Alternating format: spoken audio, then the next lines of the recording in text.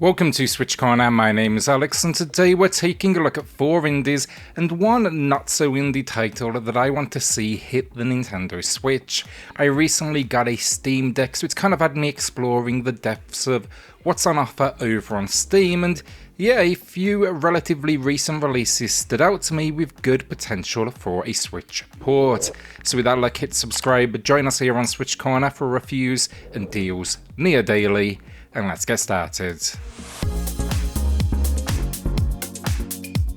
Today then is all speculation. Naturally, there's no confirmed releases that I'm aware of for any of these titles, but I think the reasoning here is more than fair behind them, and honestly, consider this one a wish list if anything. First then, Rogue Legacy 2. This was the first game I installed on the Steam Deck, and I've been having an absolute blast. The second I saw it, I had to check it out, and after confirming, there's no yet known confirmation for a Switch port. Now, I experienced the first entry on the Switch like many of you out there, and that was enough here to sell me on checking out the sequel, a game that's been now in early access for nearly 2 years.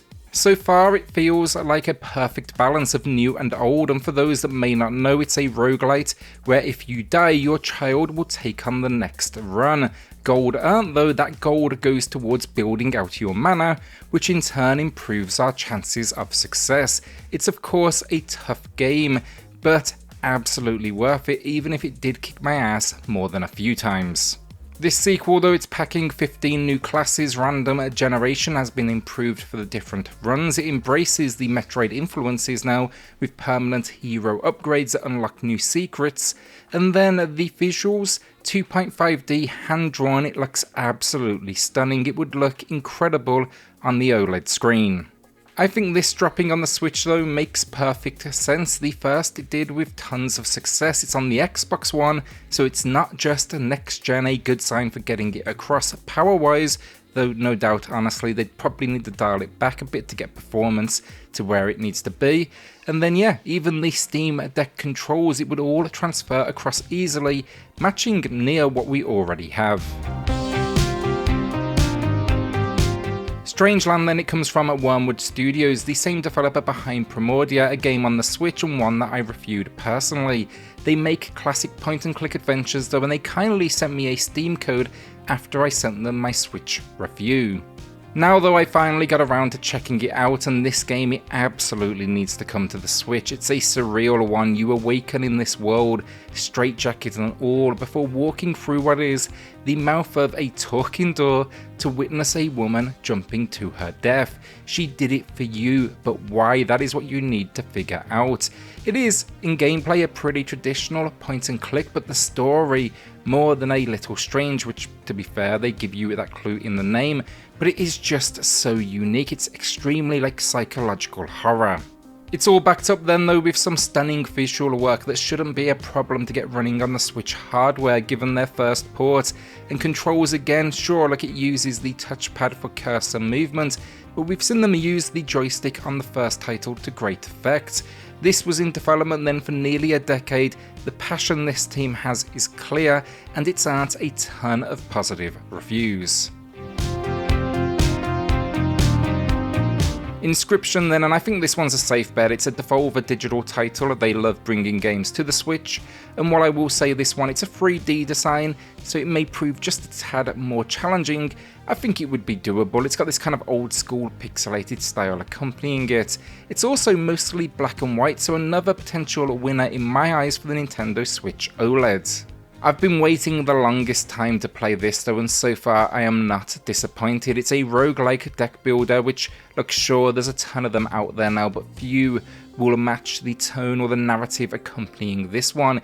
It's just creepy, it's often extremely dark, and there's always this air of dread to its tone as you go face to face with a figure that you can't make out but clearly wants to kill you.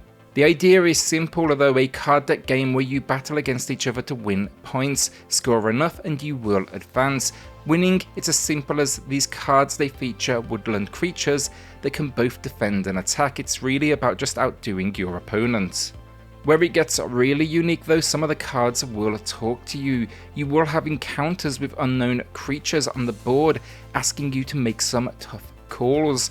It even has escape room style of puzzle as you move away from the table and explore the room you find yourself in. Tunic then, I could have grabbed it on Game Pass, honestly, but it just strikes me as the perfect game for handheld, so I parted with $30 of my cash and checked it out on the Steam Deck. It seems, from what I can tell, or at least from what I can see, it's a timed exclusive over on Xbox, and we should hopefully see it winging its way to the Switch in the future. It's just a stunning little game this far though, a great colourful fantasy world, and best described as an isometric action adventure. It kind of gives me Death's Door vibes in its designs, and you are a small fox on a big adventure, exploring this world, taking on monsters, and hopefully uncovering treasure. A unique spin here though, you're finding pages as you explore, they go in a sacred book. That book, it's actually the instruction manual. It will give you tips, techniques, and secrets. Basically, it gives you a reason to want to go on a bit of a collectathon. Finally then, I've been really impressed with the soundtrack. I always do like to check them out, and I really hope this one, it now comes across, because I really do think it could be a massive hit. If you do have Xbox though, just know you can play it on Game Pass for free if that is your thing. It's another one though where it seems the control scheme, it's already in place for what we need. It's intended to be played with a controller, and yeah, again, that deck mapping, absolutely spot on. Our final game then, not indie but long requested for me, Persona 4 Golden.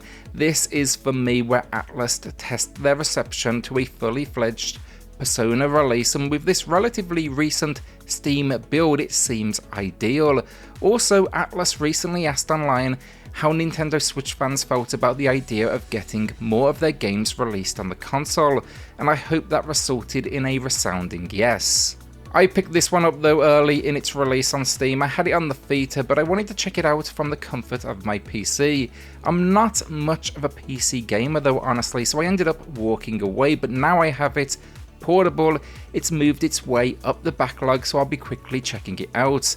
The port work then is solid, and it surely wouldn't be too demanding for our favourite Nintendo handhelds. Even the controls on the Steam Deck, they are optimized perfectly. They don't use the touchpads, meaning this could easily mirror onto what we know on the Switch hardware.